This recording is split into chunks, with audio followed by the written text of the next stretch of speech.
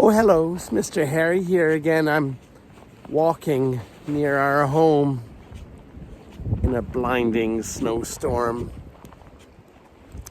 Some people would say I'm in whiteout conditions. You see, there's so much snow falling that it's hard to see much distance behind me.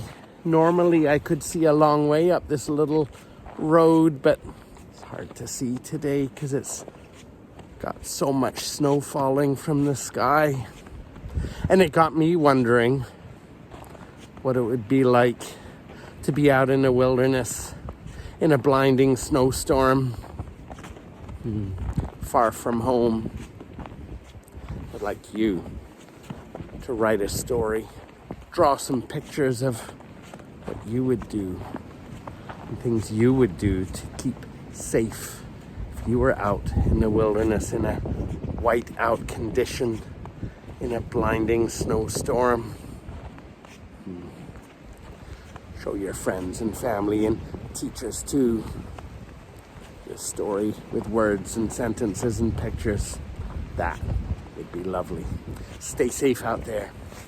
We'll see you soon.